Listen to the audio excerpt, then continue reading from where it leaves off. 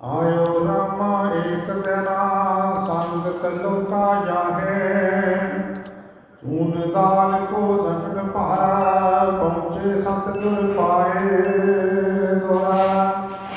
आयो रामा एक तेरा संगत लोका जाहे।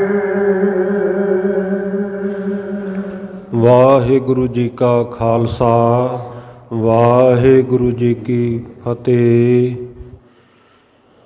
ਪਤਿਤ ਪਾਵਨ ਭਗਤ ਵਛਲ ਕਿਰਪਾ ਦੇ ਖਜ਼ਾਨੇ, ਜੁਗੋ ਜੁਗ ਅਟਲ ਧੰਨ ਧੰਨ ਸਾਹਿਬ ਸ੍ਰੀ ਗੁਰੂ ਗ੍ਰੰਥ ਸਾਹਿਬ ਮਹਾਰਾਜ ਸੱਚੇ ਪਾਤਸ਼ਾਹ ਜੀ ਦੀ ਪਾਵਨ ਪਵਿੱਤਰ ਹਜ਼ੂਰੀ ਵਿੱਚ ਜੁੜ ਬੈਠੀ ਪਰਮ ਪ੍ਰੀਤਵਾਨ ਸਤਿਗੁਰਾਂ ਦੀ ਸਾਜੀ ਨਵਾਜੀ ਗੁਰੂ ਪਿਆਰੇ ਗੁਰੂ ਸਵਾਰੀ ਗੁਰੂ ਕਾ ਖਾਸ ਰੂਪ ਗੁਰੂ ਖਾਲਸਾ ਸਾਧ ਸੰਗਤ ਜੀ, ਵੱਡਿਆਂ ਭਾਗਾਂ ਦਾ ਸਦਕਾ ਸਤਿਗੁਰੂ ਜੀ ਦੇ ਪਵਿੱਤਰ ਅਸਥਾਨ ਗੁਰਦੁਆਰਾ ਸ਼ਹੀਦ ਬਾਬਾ ਨਿਹਾਲ ਸਿੰਘ ਜੀ ਸੰਤ ਬਾਬਾ ਹਰਨਾਮ ਸਿੰਘ ਜੀ ਨਗਰ ਤੱਲਣ ਵਿਖੇ ਸੰਧਿਆ ਦੇ ਦੀਵਾਨਾਂ ਵਿੱਚ ਹਾਜ਼ਰੀ ਭਰਨ ਦਾ ਮੌਕਾ ਮਿਲਿਆ। ਸਤਿਗੁਰੂ ਜੀ ਦੇ ਖੁੱਲ੍ਹੇ ਦਰਸ਼ਨ ਦੀਦਾਰ, ਰੱਬੀ ਬਾਣੀ ਦੇ ਕੀਰਤਨ, ਰਹਿਰਾਸ ਸਾਹਿਬ ਦੇ ਪਾਠ ਤੋਂ ਉਪਰੰਤ ਆਪਾਂ ਸਾਰੇ ਰਲ ਮਿਲ ਕੇ ਸਤਿਗੁਰਾਂ ਦੀ ਪਵਿੱਤਰ ਇਤਿਹਾਸ ਦੀ ਕਥਾ ਨੂੰ ਵਿਚਾਰ ਰਹੇ ਹਾਂ। ਕਿਉਂਕਿ ਸਤ ਸੰਗਤ ਦੇ ਵਿੱਚ ਜੁੜ ਕੇ, ਸਤ ਸੰਗਤ ਦੇ ਵਿੱਚ ਰਲ ਮਿਲ ਕੇ ਨਾਮ ਜਪਣਾ, ਰੱਬ ਦੀ ਉਸਤਤ ਕਰਨੀ, ਕਥਾ ਕਰਨੀ, ਕੀਰਤਨ ਕਰਨਾ, ਇਸ ਦਾ ਬਹੁਤ ਵੱਡਾ ਲਾਹਾ, ਬਹੁਤ ਵੱਡਾ ਮਹਾਤਮ ਹੈ। ਇਕੱਲੀ ਮੱਖੀ ਕਦੇ ਵੀ ਸ਼ਹਿਦ ਤਿਆਰ ਨਹੀਂ ਕਰ ਸਕਦੀ। ਉਹਨਾਂ ਨੂੰ ਇਕੱਠਿਆਂ ਹੋਣਾ ਪੈਂਦਾ, ਸੰਗ ਕਰਨਾ ਪੈਂਦਾ ਹੈ। ਇਸੇ ਤਰ੍ਹਾਂ ਇਕੱਲਾ ਕੋਈ ਮਨੁੱਖ ਭੋਰੇ ਵਿੱਚ ਬੈਠ ਕੇ, ਪਹਾੜਾਂ ਦੀਆਂ ਕੰਦਰਾਂ ਵਿੱਚ ਬੈਠ ਕੇ ਨਾਮ ਜਪੇ, ਭਗਤੀ ਕਰੇ, ਉਹਦਾ ਫਲ ਆਪਣੀ ਜਗ੍ਹਾ ਹੈ। ਪਰ ਜੋ ਸਤ ਸੰਗਤ ਦੇ ਵਿੱਚ ਜੁੜ ਕੇ ਪਰਮੇਸ਼ਰ ਦੀ ਉਸਤਤ ਕਰਨੀ ਹੈ, ਸੋ ਉਸ ਦਾ ਫਲ ਅਧਿਕ ਤੋਂ ਅਧਿਕ ਹੈ। ਸਤਿਗੁਰ ਸੱਚੇ ਪਾਤਸ਼ਾਹ ਜੀ ਮਿਹਰ ਕਰ ਰਹੇ ਹੈ, ਆਪਾਂ ਨੂੰ ਸਾਰਿਆਂ ਨੂੰ ਸਤਸੰਗ ਦੇ ਵਿੱਚ ਜੁੜ ਬੈਠਣ ਦਾ ਸੁਭਾਗ ਬਖਸ਼ਿਸ਼ ਕਰ ਰਹੇ ਹਨ। ਕਲਗੀਆਂ ਵਾਲੇ ਪ੍ਰੀਤਮ ਚੋਜੀ ਪਾਤਸ਼ਾਹ, ਨੀਲੇ ਦੇ ਸ਼ਾਹ ਅਸਵਾਰ, ਅੰਮ੍ਰਿਤ ਕੇ ਦਾਤੇ, ਬਾਜਾਂ ਵਾਲੇ, ਤਾਜਾਂ ਵਾਲੇ ਸਤਿਗੁਰੂ, ਧੰਨ ਧੰਨ ਸਾਹਿਬ ਸ੍ਰੀ ਗੁਰੂ ਗੋਬਿੰਦ ਸਿੰਘ ਸਾਹਿਬ ਜੀ ਮਹਾਰਾਜ ਜੀ ਦਾ ਸੋਹਣਾ ਸੁੰਦਰ ਇਤਿਹਾਸ ਆਪਾਂ ਲੜੀਵਾਰ ਨਿੱਤਾ ਪ੍ਰਤੀ ਇਸ ਮੰਚ ਤੋਂ, ਇਸ ਅਸਥਾਨ ਤੋਂ ਸਰਵਣ ਕਰਦੇ ਆ ਰਹੇ ਹਾਂ। ਸਤਿਗੁਰੂ ਸਾਹਿਬ ਜੀ ਦਮਦਮਾ ਸਾਹਿਬ ਦੀ ਧਰਤੀ 'ਤੇ ਬਿਰਾਜ ਰਹੇ ਹਨ। ਉਹ ਦਮਦਮਾ ਸਾਹਿਬ ਦੀ ਧਰਤੀ ਜਿੱਥੇ ਸਤਿਗੁਰੂ ਜੀ ਨੇ ਪਰਿਵਾਰ ਵਿਛੋੜੇ ਉਪਰੰਤ ਮੁਕਤਸਰ ਦੀ ਜੰਗ ਲੜੀ। ਜੰਗ ਲੜਨ ਤੋਂ ਬਾਅਦ ਇਸ ਧਰਤੀ ਦੇ ਉੱਤੇ ਜੰਗਲ ਦੇਸ਼ ਦੇ ਵਿੱਚ ਆ ਕੇ ਚਰਨ ਪਾਏ। ਇਸ ਨੂੰ ਗੁਰੂ ਕਾ ਮਾਲਵਾ ਕਹਿ ਕੇ ਨਵਾਜਿਆ ਔਰ ਇਸ ਜਗ੍ਹਾ ਦੇ ਉੱਤੇ ਬਹੁਤ ਦੇਰ ਟਿਕ ਕੇ ਕੌਤਕ ਵਰਤਾਏ, ਸੰਗਤਾਂ ਨੂੰ ਤਾਰਿਆ। ਦਮ ਲੈਣ ਦੇ ਕਾਰਨ, ਬਹੁਤਾ ਸਮਾਂ ਟਿਕਣ ਦੇ ਕਾਰਨ ਇਸ ਜਗ੍ਹਾ ਦਾ ਨਾਮ ਦਮਦਮਾ ਸਾਹਿਬ ਪਿਆ। ਨਗਰ ਦਾ ਨਾਮ ਤਲਵੰਡੀ ਸਾਬੋ। ਸੋ ਇਸ ਤਲਵੰਡੀ ਸਾਬੋ ਦਾ ਨਾਮ ਸ੍ਰੀ ਦਮਦਮਾ ਸਾਹਿਬ ਔਰ ਅੱਜ ਕੱਲ੍ਹ ਸਿੱਖਾਂ ਦੇ ਚੌਥੇ ਤਖਤ ਦੇ ਰੂਪ ਦੇ ਵਿੱਚ ਸੰਸਾਰ ਭਰ ਦੀਆਂ ਸੰਗਤਾਂ ਜਾਣਦੀਆਂ ਹਨ। ਤਖਤ ਸ੍ਰੀ ਦਮਦਮਾ ਸਾਹਿਬ, ਤਲਵੰਡੀ ਸਾਬੋ, ਜ਼ਿਲ੍ਹਾ ਬਠਿੰਡਾ।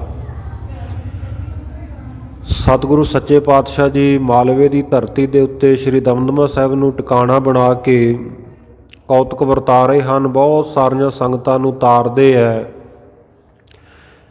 ਜਿੱਥੇ ਜਿੱਥੇ ਘਰਾਂ ਵਿੱਚ ਬੈਠੇ ਹੋਏ ਗ੍ਰਸਤੀਆਂ ਨੂੰ ਪਤਾ ਲੱਗਦਾ ਹੈ, ਬਾਜਾਂ ਵਾਲੇ ਸਤਿਗੁਰ ਸੱਚੇ ਪਾਤਸ਼ਾਹ ਜੀ ਨੇ ਅਨੰਦਪੁਰ ਸਾਹਿਬ ਤੋਂ ਬਾਅਦ ਦਮਦਮਾ ਸਾਹਿਬ ਦੀ ਧਰਤੀ ਦੇ ਉੱਤੇ ਆਨੰਦ ਵਰਤਾਉਣਾ ਸ਼ੁਰੂ ਕੀਤਾ ਹੈ। ਮੁੜ ਤੋਂ ਦੀਵਾਨ ਸਜਣੇ ਸ਼ੁਰੂ ਹੋਏ, ਗੁਰੂ ਕੀਆਂ ਸੰਗਤਾਂ ਇਕੱਤਰ ਹੋਈਆਂ ਔਰ ਬੇਅੰਤ ਸੰਗਤਾਂ ਨੇ ਇਹ ਮਾਲਵੇ ਦੀ ਧਰਤੀ ਦੇ ਉੱਤੇ ਸਤਿਗੁਰੂ ਜੀ ਦੇ ਬਚਨ ਨੂੰ ਮੰਨਦਿਆਂ ਹੋਇਆਂ ਅੰਮ੍ਰਿਤ ਪਾਨ ਕੀਤਾ। ਖੰਡੇ ਕੀ ਪਾਹੁਲ ਲੈ ਕੇ ਗੁਰੂ ਕੇ ਸਿੰਘ ਸਜੇ, ਜਿਨ੍ਹਾਂ ਦੇ ਵਿੱਚ ਸਤਿਗੁਰ ਸੱਚੇ ਪਾਤਸ਼ਾਹ ਜੀ ਦਾ ਅਤ ਦਾ ਸ਼ਰਧਾਲੂ ਔਰ ਇਸ ਇਲਾਕੇ ਦਾ ਰਜਵਾੜਾ ਭਾਈ ਡੱਲਾ ਵੀ ਹੈ। ਇੱਕ ਦਿਨ ਸਤਿਗੁਰ ਸੱਚੇ ਪਾਤਸ਼ਾਹ ਜੀ ਦੇ ਪਹਿਰੇ ਦੀ ਡਿਊਟੀ ਦੇ ਉੱਤੇ ਆ ਕੇ ਰਾਤ ਨੂੰ ਢਾਲ ਅਤੇ ਤਲਵਾਰ ਹੱਥ ਵਿੱਚ ਫੜ ਕੇ ਭਾਈ ਡੱਲਾ ਜੀ ਖੜੇ ਹੋ ਗਏ। ਸਤਿਗੁਰ ਸੱਚੇ ਪਾਤਸ਼ਾਹ ਨੇ ਆਖਿਆ, ਭਾਈ ਡੱਲੇ ਆਪਣੇ ਘਰ ਜਾ ਕੇ ਆਰਾਮ ਕਰੋ, ਹੋਰ ਬਹੁਤ ਸਿੱਖ ਹਨ ਪਹਿਰੇ ਦੀ ਡਿਊਟੀ ਵਾਸਤੇ। ਕਹਿਣ ਲੱਗਾ, ਨਹੀਂ ਮਹਾਰਾਜ ਸੱਚੇ ਪਾਤਸ਼ਾਹ, ਮੈਂ ਆਪ ਜੀ ਦੇ ਦਰ ਖੜ ਕੇ ਇਹ ਸੇਵਾ ਕਰਨੀ ਹੈ, ਆਪ ਜੀ ਮੈਨੂੰ ਸੇਵਾ ਤੋਂ ਨਾ ਰੋਕੋ। ਸਤਿਗੁਰੂ ਜੀ ਨੇ ਮਨਾ ਕੀਤਾ। ਮਨਾ ਕਰਕੇ ਸਤਿਗੁਰੂ ਜੀ ਆਪਣੇ ਆਰਾਮ ਆਸਣ ਦੇ ਵਿੱਚ ਜਾ ਕੇ ਬਿਰਾਜਮਾਨ ਹੋ ਗਏ। ਇੱਧਰ ਭਾਈ ਡੱਲਾ ਸ਼ਰਧਾ ਧਾਰ ਕੇ ਮਨ ਦੇ ਵਿੱਚ ਉਸੇ ਤਰ੍ਹਾਂ ਪਹਿਰੇ ਉੱਤੇ ਖੜਾ ਰਿਹਾ। ਸਵੇਰ ਵੇਲਾ ਅੰਮ੍ਰਿਤ ਵੇਲਾ ਹੋਇਆ। ਸਤਿਗੁਰ ਸੱਚੇ ਪਾਤਸ਼ਾਹ ਜੀ ਆਪਣੇ ਖੇਮੇ ਤੋਂ, ਆਪਣੇ ਤੰਬੂ ਤੋਂ ਬਾਹਰ ਆਏ। ਸਤਿਗੁਰ ਸੱਚੇ ਪਾਤਸ਼ਾਹ ਜੀ ਆਪਣੇ ਆਸਣ ਤੋਂ ਉੱਠ ਕੇ ਸਵੇਰ ਵੇਲੇ ਜਦੋਂ ਬਾਹਰ ਆਏ, ਅੰਮ੍ਰਿਤ ਵੇਲੇ ਕੀ ਦੇਖਦੇ ਆ ਕਿ ਭਾਈ ਡੱਲਾ ਉਸੇ ਤਰ੍ਹਾਂ ਰਾਤ ਦਾ ਪਹਿਰੇ ਦੇ ਉੱਤੇ ਖੜਾ ਹੈ। ਸਤਿਗੁਰੂ ਸਾਹਿਬ ਜੀ ਨੇ ਬਚਨ ਕੀਤੇ, ਭਾਈ ਡੱਲੇ ਤੈਨੂੰ ਰਾਤ ਮਨਾ ਕੀਤਾ ਸੀ, ਤੂੰ ਆਪਣੇ ਘਰ ਚਲਿਆ ਜਾ। ਨਹੀਂ ਮਹਾਰਾਜ ਸੱਚੇ ਪਾਤਸ਼ਾਹ, ਮੈਂ ਵੀ ਆਮ ਸਿੱਖਾਂ ਦੀ ਤਰ੍ਹਾਂ ਆਪ ਜੀ ਦੇ ਚਰਨਾਂ ਦੇ ਵਿੱਚ ਇਹ ਪਹਿਰੇਦਾਰ ਦੀ ਸੇਵਾ ਨਿਭਾ ਕੇ ਅਤਿਅੰਤ ਪ੍ਰਸੰਨ ਹੋਇਆ। ਬਾਜਾਂ ਵਾਲੇ ਸਤਿਗੁਰੂ ਜੀ ਭਾਈ ਡੱਲੇ ਦੀ ਸ਼ਰਧਾ ਭਾਵਨਾ ਵੇਖ ਕੇ ਬਹੁਤ ਪ੍ਰਸੰਨ ਹੋਏ। ਆਖਿਆ, ਭਾਈ ਡੱਲਾ ਜੀ ਕੁਝ ਮੰਗ ਲਵੋ, ਬੜੇ ਪ੍ਰਸੰਨ ਹਾਂ, ਜੇ ਕੁਝ ਮੰਗਣਾ ਚਾਹੁੰਦੇ ਹੋ ਤੇ ਮੰਗ ਲਓ। ਉਸ ਵੇਲੇ ਬੇਨਤੀ ਕੀਤੀ, ਬਾਜਾਂ ਵਾਲੇ ਪਾਤਸ਼ਾਹ ਜੀਓ, ਆਪ ਜੀ ਮਿਹਰਬਾਨ ਹੋਏ ਹੋ, ਤਰੁੱਠੇ ਹੋ ਤਾਂ ਕਿਰਪਾ ਕਰੋ, ਆਪ ਜੀ ਸੱਚਖੰਡ ਵਿਖੇ ਆਪਣੀ ਗੁਰਪੁਰੀ ਵਿਖੇ ਮੈਨੂੰ ਆਪਣੇ ਚਰਨਾਂ ਦੇ ਵਿੱਚ ਪੀੜ੍ਹੀ ਜਿੰਨੀ ਜਗ੍ਹਾ ਬਖਸ਼ ਦੇਣਾ, ਮੈਨੂੰ ਕਦੇ ਆਪਣੇ ਤੋਂ ਅਲੱਗ ਨਾ ਕਰਨਾ, ਵਿਛੋੜਨਾ ਨਾ। ਸਤਿਗੁਰ ਸੱਚੇ ਪਾਤਸ਼ਾਹ ਕਹਿੰਦੇ, ਭਾਈ ਡੱਲੇ ਕੁਝ ਹੋਰ ਮੰਗ ਲੈ, ਸਾਡੇ ਚਰਨਾਂ ਦੇ ਵਿੱਚ ਗੁਰਪੁਰੀ ਦੇ ਵਿੱਚ ਜੇ ਨਿਵਾਸ ਲੈਣਾ ਤਾਂ ਸਤਿਗੁਰੂ ਪਾਤਸ਼ਾਹ ਕਹਿਣ ਲੱਗੇ, ਭਾਈ ਖੰਡੇ ਬਾਟੇ ਦਾ ਅੰਮ੍ਰਿਤ ਛਕਣਾ ਪਵੇਗਾ, ਅੰਮ੍ਰਿਤਧਾਰੀ ਹੋਣਾ ਪਵੇਗਾ। ਮਹਾਰਾਜ ਮੈਂ ਤਾਂ ਪਹਿਲਾਂ ਹੀ ਕਈ ਵਾਰ ਅੰਮ੍ਰਿਤ ਛਕ ਚੁੱਕਿਆ ਹਾਂ। ਸਤਿਗੁਰੂ ਕਹਿਣ ਲੱਗੇ, ਭਾਈ ਕਦੋਂ ਛਕਿਆ? ਸਾਡੇ ਤਾਂ ਧਿਆਨ ਦੇ ਵਿੱਚ ਨਹੀਂ, ਕਿਸ ਕੋਲੋਂ ਛਕਿਆ ਹੈ? ਸਾਡੇ ਕੋਲੋਂ ਤਾਂ ਛਕਿਆ ਨਹੀਂ। ਮਹਾਰਾਜ ਮੈਂ ਆਪ ਜੀ ਦਾ ਪ੍ਰਸ਼ਾਦਾ ਛਕਣ ਤੋਂ ਬਾਅਦ ਜਿਹੜਾ ਥਾਲਾ ਹੁੰਦਾ ਨਾ, ਉਹਦੇ ਵਿੱਚ ਸ਼ੀਤ ਪ੍ਰਸ਼ਾਦ ਲੈ ਕੇ ਛਕ ਲੈਣਾ, ਉਹ ਅੰਮ੍ਰਿਤ ਰੂਪ ਹੀ ਹੈ। ਸੋ ਮੈਂ ਤਾਂ ਬੜੀ ਵਾਰ ਛਕਿਆ, ਮੈਂ ਅੰਮ੍ਰਿਤ ਛਕਿਆ ਹੋਇਆ ਆਪ ਜੀ ਦਾ ਅੰਮ੍ਰਿਤਧਾਰੀ ਸਿੱਖ ਹੀ ਹਾਂ। ਸਤਿਗੁਰੂ ਕਹਿੰਦੇ, ਭਾਈ ਡੱਲੇ ਇਹਨਾਂ ਗੱਲਾਂ ਕਰਕੇ ਨਾ ਟਾਲ, ਅਸੀਂ ਖੰਡੇ ਬਾਟੇ ਦਾ ਅੰਮ੍ਰਿਤ ਸਾਰੇ ਸਿੱਖਾਂ ਦੇ ਵਾਸਤੇ ਤਿਆਰ ਕੀਤਾ, ਸਾਰੇ ਸਿੱਖਾਂ ਤੋਂ ਅਸੀਂ ਸਿੰਘ ਬਣਾ ਦਿੱਤੇ ਹੈ। ਹਰ ਇੱਕ ਦੇ ਨਾਮ ਦੇ ਨਾਲ, ਮਰਦਾਂ ਦੇ ਨਾਮ ਦੇ ਨਾਲ ਸਿੰਘ, ਬੀਬੀਆਂ ਦੇ ਨਾਮ ਦੇ ਨਾਲ ਕੌਰ, ਔਰ ਖੰਡੇ ਕੀ ਪਾਹੁਲ ਲੈਣੀ ਅਸੀਂ ਜ਼ਰੂਰੀ ਕਰਾਰ ਦਿੱਤੀ ਹੈ ਸਾਰਿਆਂ ਵਾਸਤੇ। ਜਿਹੜਾ ਵੀ ਪੰਥ ਵਿੱਚ ਸ਼ਾਮਿਲ ਹੋਣਾ ਚਾਹੁੰਦਾ ਹੈ, ਉਹਦੀ ਪਿਛਲੀ ਜਾਤ ਗੋਤ ਕੁਲ ਜੋ ਮਰਜ਼ੀ ਹੋਵੇ, ਖੰਡੇ ਕਾ ਅੰਮ੍ਰਿਤ ਛਕ ਲਵੇਗਾ ਤਾਂ ਉਹ ਗੁਰੂ ਕਾ ਸਿੰਘ ਸਿੰਘਣੀ ਕਹਾਵੇਗਾ, ਉਹਦੇ ਨਾਮ ਦੇ ਨਾਲ ਖਾਲਸਾ ਲੱਗ ਜਾਵੇਗਾ। ਸਤ ਬਚਨ ਮਹਾਰਾਜ ਸੱਚੇ ਪਾਤਸ਼ਾਹ ਜੀ ਦੇ ਬਚਨਾਂ ਨੂੰ ਸਤ ਬਚਨ ਮੰਨ ਕੇ ਭਾਈ ਡੱਲੇ ਨੇ ਆਪਣੇ 100 ਸਾਥੀਆਂ ਸਮੇਤ ਦੂਸਰੇ ਦਿਨ ਕੜਾਹ ਪ੍ਰਸ਼ਾਦ ਦੀ ਦੇਗ ਲਿਆ ਕੇ ਸਤਿਗੁਰੂ ਸੱਚੇ ਪਾਤਸ਼ਾਹ ਜੀ ਔਰ ਪੰਜ ਪਿਆਰਿਆਂ ਦੇ ਪਾਸੋਂ ਅੰਮ੍ਰਿਤ ਛਕਿਆ। ਸਤਿਗੁਰੂ ਜੀ ਆਪ ਪੰਜਾਂ ਦੀ ਸੇਵਾ ਵਿੱਚ ਲੱਗੇ, ਰਹਿਤ ਦ੍ਰਿੜ ਕਰਵਾਈ ਗਈ। ਸਤਿਗੁਰੂ ਜੀ ਬਹੁਤ ਪ੍ਰਸੰਨ ਹੋਏ ਤੇ ਕਹਿਣ ਲੱਗੇ, ਭਾਈ ਡੱਲੇ ਤੂੰ ਪੀੜ੍ਹੀ ਜਿੰਨੀ ਜਗ੍ਹਾ ਦੀ ਗੱਲ ਕਰਦਾ ਸੈਂ, ਗੁਰੂ ਤੇਰੇ ਤੇ ਤਰੁੱਠਿਆ, ਤੂੰ ਅੰਮ੍ਰਿਤਧਾਰੀ ਸਿੰਘ ਬਣ ਗਿਆ, ਹੁਣ ਭਾਵੇਂ ਸੱਚਖੰਡ ਵਿੱਚ ਪਲੰਘਾਂ ਡਾਹ ਕੇ ਬਹਿ ਜਾਈਂ ਚਰਨਾਂ ਵਿੱਚ। ਬੇਅੰਤ ਖੁਸ਼ੀਆਂ ਸਤਿਗੁਰੂ ਨੇ ਬਖਸ਼ਿਸ਼ ਕੀਤੀਆਂ। ਇਸ ਪ੍ਰਕਾਰ ਹੋਰ ਬੇਅੰਤ ਜਗ੍ਹਾ ਦੇ ਉੱਤੇ ਮੌੜ ਦੇ ਕਿਸਾਨਾਂ ਨੂੰ ਜਾ ਕੇ ਸਤਿਗੁਰੂ ਜੀ ਨੇ ਤਾਰਿਆ। ਫਿਰ ਸਤਿਗੁਰੂ ਸੱਚੇ ਪਾਤਸ਼ਾਹ ਜੀ ਦਮਦਮਾ ਸਾਹਿਬ ਆ ਕੇ ਬਿਰਾਜ ਗਏ। ਇੱਥੇ ਬਹੁਤ ਸੰਗਤਾਂ ਸਤਿਗੁਰ ਸੱਚੇ ਪਾਤਸ਼ਾਹ ਜੀ ਦੇ ਚਰਨਾਂ ਵਿੱਚ ਭਾਈ ਡੱਲੇ ਨੂੰ ਖਬਰ ਮਿਲੀ ਕਿ ਤੁਰਕਾਂ ਦੀ ਫੌਜ ਚੜ੍ਹਾਈ ਕਰਕੇ ਆ ਰਹੀ ਆ। ਭਾਈ ਡੱਲਾ ਜਾ ਕੇ ਬਾਰ-ਬਾਰ ਨਗਰ ਤੋਂ ਇੱਕ ਦਰਖਤ ਦੇ ਹੇਠਾਂ ਆਪਣੀਆਂ ਫੌਜਾਂ ਦੇ ਸਮੇਤ ਜਾ ਕੇ ਬਿਰਾਜਮਾਨ ਹੋ ਗਿਆ। 2-3 ਦਿਨ ਉਡੀਕਦਾ ਰਿਹਾ, ਪਰ ਖਬਰ ਝੂਠੀ ਨਿਕਲੀ, ਕੋਈ ਤੁਰਕਾਂ ਦੀ ਫੌਜ ਨਾ ਆਈ। ਆ ਕੇ ਕਹਿਣ ਲੱਗਾ, ਮਹਾਰਾਜ ਖਬਰ ਝੂਠੀ ਨਿਕਲੀ ਹੈ, ਅਸੀਂ ਆਪਣੇ ਵੱਲੋਂ ਪੂਰੇ ਤਿਆਰ ਸਾਂ, ਤੁਹਾਡੇ ਸਿੰਘ ਜੇ ਕਿਤੇ ਤੁਰਕਾਂ ਦੀ ਫੌਜ ਇੱਧਰ ਨੂੰ ਪੈਰ ਪਾ ਦੇਵੇ ਤੇ ਆਪ ਜੀ ਆਪਣੇ ਸਿੰਘਾਂ ਸੂਰਮਿਆਂ ਦੀ ਬਹਾਦਰੀ ਵੇਖਿਓ, ਬਰਾੜਾਂ ਦੀ, ਕਿਵੇਂ ਤੁਰਕਾਂ ਦੇ ਸਿਰ ਅਸੀਂ ਕੱਦੂਆਂ ਵਾਂਗੂ ਲਾ ਕੇ ਸੁੱਟਦੇ ਹਾਂ। ਸਤਿਗੁਰੂ ਨੇ ਸ਼ਾਬਾਸ਼ ਦਿੱਤੀ। ਕਹਿੰਦੇ, ਭਾਈ ਡੱਲੇ ਗੁਰੂ ਕੇ ਸਿੰਘਾਂ ਨੂੰ ਇਸੇ ਤਰ੍ਹਾਂ ਤਿਆਰ ਹੋਣਾ ਚਾਹੀਦਾ ਹੈ ਤੇ ਦੁਸ਼ਮਣਾਂ ਦੇ ਦੰਦ ਖੱਟੇ ਕਰਨ ਦੇ ਲਈ ਹਮੇਸ਼ਾ ਗੁਰੂ ਕਾ ਖਾਲਸਾ ਸ਼ਸਤਰ ਧਾਰੀ ਹੋ ਕੇ ਮਨ ਦੇ ਵਿੱਚ ਮੈਦਾਨੇ ਜੰਗ ਦਾ ਹਮੇਸ਼ਾ ਜੋਸ਼ ਰੱਖ ਕੇ ਹੀ ਵਿਚਰੇ। ਇੱਥੋਂ ਤੱਕ ਆਪਾਂ ਬੀਤੇ ਕੱਲ ਇਤਿਹਾਸ ਸਰਵਣ ਕਰ ਚੁੱਕੇ ਹਾਂ। ਅੱਗੇ ਸਤਿਗੁਰ ਸੱਚੇ ਪਾਤਸ਼ਾਹ ਜੀ ਦੇ ਚਰਨਾਂ ਦੇ ਵਿੱਚ ਕਿਹੜੇ ਕਿਹੜੇ ਸਿੱਖ ਆ ਰਹੇ ਆ, ਉਹਨਾਂ ਦਾ ਪਰਿਵਾਰਕ ਪਿਛੋਕੜ ਕੀ ਹੈ, ਇਤਿਹਾਸ ਦੀ ਕਥਾ ਜਿਵੇਂ ਆ ਰਹੀ ਹੈ, ਆਓ ਬੜੇ ਪਿਆਰ ਦੇ ਨਾਲ ਸਰਵਣ ਕਰੀਏ। ਮਨ ਬਿਰਤੀਆਂ ਦੀ ਇਕਾਗਰਤਾ ਲਈ ਇੱਕ ਵਾਰੀ ਸਾਰੀ ਸੰਗਤ ਉਚਾਰਨ ਕਰੋ, ਸਤਨਾਮ ਸ੍ਰੀ ਵਾਹਿਗੁਰੂ ਜੀ। ਸਤਨਾਮ ਸ੍ਰੀ ਵਾਹਿਗੁਰੂ ਸਾਹਿਬ ਜੀ। ਦੋਹਰਾ ਆਇਓ ਰਾਮਾ ਏਕ ਦਿਨਾ ਸੰਗਤ ਲੋਕਾ ਜਾਹੇ। ਤਖਤ ਸ੍ਰੀ ਦਮਦਮਾ ਸਾਹਿਬ ਦੀ ਧਰਤੀ, ਦਮਦਮਾ ਸਾਹਿਬ ਮਾਲਵੇ ਦੀ ਧਰਤੀ ਦੇ ਉੱਤੇ ਜਿੱਥੇ ਬੇਅੰਤ ਸੰਗਤਾਂ ਸਤਿਗੁਰੂ ਜੀ ਦੇ ਚਰਨਾਂ ਵਿੱਚ ਪਹੁੰਚਦੀਆਂ। ਇੱਕ ਦਿਨ ਸਤਿਗੁਰੂ ਦੇ ਦਰ ਘਰ ਦੇ ਪ੍ਰੀਤਵਾਨ ਭਾਈ ਰਾਮ ਸਿੰਘ ਤੇ ਭਾਈ ਤਰਲੋਕ ਸਿੰਘ ਆਏ। ਸਤਿਗੁਰੂ ਦੇ ਚਰਨਾਂ ਦੇ ਵਿੱਚ ਪਹੁੰਚੇ। ਇਹ ਭਾਈ ਰਾਮਾ ਭਾਈ ਤਲੋਕਾ ਅੰਮ੍ਰਿਤ ਛਕ ਕੇ ਸਿੰਘ ਸੱਜ ਚੁੱਕੇ ਸਨ। ਰਾਮ ਸਿੰਘ ਔਰ ਤਰਲੋਕ ਸਿੰਘ ਇਹਨਾਂ ਦਾ ਨਾਮ ਸੀ। ਸੋ ਇਹ ਫੂਲਕੀਆਂ ਵੰਸ਼ ਦੇ ਵੱਡੇ ਵਡੇਰੇ ਹੋਏ ਹੈ। ਜੈਸਲ ਰਾਓ ਇੱਕ ਰਾਜਾ ਹੋਇਆ ਰਾਜਸਥਾਨ ਦੇ ਵਿੱਚ, ਜਿਹਨੇ ਜੈਸਲਮੇਰ ਦਾ ਕਿਲ੍ਹਾ ਬਣਾਇਆ। ਉਸ ਦੀਆਂ ਉਸ ਤੋਂ ਅੱਗੇ ਰਾਜਾ ਹੇਮ ਰਾਓ ਹੋਇਆ। ਉਹਦੀ 6ਵੀਂ ਕੁਲ ਦੇ ਵਿੱਚ ਸਿੱਧੂ ਰਾਏ ਪੈਦਾ ਹੋਇਆ, ਜਿੱਥੋਂ ਸਿੱਧੂ ਗੋਤ ਵਾਲੇ ਜਿਹੜੇ ਲੋਕ ਹੈ ਉਹ ਪੰਜਾਬ ਦੇ ਵਿੱਚ ਹੌਲੀ ਹੌਲੀ ਉਹਨਾਂ ਦਾ ਆਗਮਨ ਹੋਇਆ, ਇੱਧਰ ਆਉਣਾ ਹੋਇਆ। ਇਹਨਾਂ ਸਿੱਧੂਆਂ ਦੀ ਵੰਸ਼ ਦੇ ਵਿੱਚੋਂ ਅਗਾਂਹ ਜਾ ਕੇ ਰਾਏ ਬਰਾੜ ਪੈਦਾ ਹੋਇਆ। ਸੋ ਇਹ ਬਰਾੜ ਇਹ ਸਾਰੇ ਹੀ ਰਾਜਪੂਤਾਨੇ ਦੀ ਧਰਤੀ ਤੋਂ ਪੰਜਾਬ ਦੇ ਵਿੱਚ ਸਿੱਧੂ ਸਾਰੇ ਆਏ ਹੋਏ ਹਨ। ਸਿੱਧੂਆਂ ਦੀ ਔਰ ਬਰਾੜਾਂ ਦੀ ਇਸ ਕੁਲ ਦੇ ਵਿੱਚੋਂ ਹੀ ਇੱਕ ਭਾਈ ਕਾਲਾ ਹੋਇਆ, ਜਿਹੜਾ 6ਵੇਂ ਪਾਤਸ਼ਾਹ ਸਤਿਗੁਰੂ ਮੀਰੀ ਪੀਰੀ ਦੇ ਮਾਲਕ ਸਾਹਿਬ ਸ੍ਰੀ ਗੁਰੂ ਹਰਗੋਬਿੰਦ ਸਾਹਿਬ ਮਹਾਰਾਜ ਸੱਚੇ ਪਾਤਸ਼ਾਹ ਜੀ ਨੂੰ ਮਾਲਵੇ ਦੀ ਧਰਤੀ ਦੇ ਉੱਤੇ ਮਿਲਦਾ ਹੈ। ਇਸ ਤੋਂ ਪਹਿਲਾਂ ਇਹਨਾਂ ਦੇ ਹੋਰ ਵੀ ਵਡੇਰੇ ਸਤਿਗੁਰੂ ਸਾਹਿਬ ਜੀ ਦੇ ਚਰਨਾਂ ਵਿੱਚ ਆਏ ਸਿੱਧੂ ਕਹਿਣ ਲੱਗੇ, ਮਹਾਰਾਜ ਸੱਚੇ ਪਾਤਸ਼ਾਹ ਅਸੀਂ ਖਾਨਾ ਬਦੋਸ਼ਾਂ ਵਾਲਾ ਜੀਵਨ ਬਤੀਤ ਕਰ ਰਹੇ ਹਾਂ। ਜਿੱਥੇ ਕਿਤੇ ਜਾਂਦੇ ਆ 4 ਕੁ ਦਿਨ ਰਹਿੰਦੇ ਆ, ਉੱਥੋਂ ਲੋਕ ਸਾਨੂੰ ਕਹਿ ਦਿੰਦੇ ਆ ਬਸ ਇੱਥੇ ਤੁਹਾਡੇ ਵਾਸਤੇ ਜਗ੍ਹਾ ਨਹੀਂ, ਅਗਾਂਹ ਚਲੇ ਜਾਓ, ਸਾਡਾ ਤਾਂ ਕੋਈ ਘਰ ਘਾਟ ਹੀ ਨਹੀਂ ਹੈ। ਐਵੇਂ ਤੰਬੂ ਲਾ ਕੇ ਝੋਪੜੀਆਂ ਪਾ ਕੇ ਅਸੀਂ ਇਸ ਧਰਤੀ ਦੇ ਉੱਤੇ ਜੀਵਨ ਬਸਰ ਕਰ ਰਹੇ ਹਾਂ। ਸਤਿਗੁਰ ਸੱਚੇ ਪਾਤਸ਼ਾਹ ਜੀ ਨੇ ਆਖਿਆ, ਭਾਈ ਇਸ ਜਗ੍ਹਾ ਤੋਂ ਅਗਾਂਹ ਕਹਿੰਦੇ ਚਲੇ ਜਾਓ, ਜਿੱਥੇ ਰਾਤ ਪੈ ਜਾਏ ਉੱਥੇ ਜਾ ਕੇ ਟਿਕ ਜਾਣਾ, ਉੱਥੋਂ ਨਹੀਂ ਮੁੜ ਕੇ ਹਿੱਲਣਾ, ਗੁਰੂ ਨਾਨਕ ਸਾਹਿਬ ਭਲੀ ਕਰਨਗੇ। ਸੋ ਇਸੇ ਪ੍ਰਕਾਰ ਬਹੁਤ ਵੱਡਾ ਨਗਰ ਮਹਾਰਾਜ ਇਹਨਾਂ ਸਿੱਧੂਆਂ ਦਾ ਮਾਲਵੇ ਦੀ ਧਰਤੀ ਦੇ ਉੱਤੇ ਬਠਿੰਡੇ ਦੇ ਨੇੜੇ ਵਸਿਆ।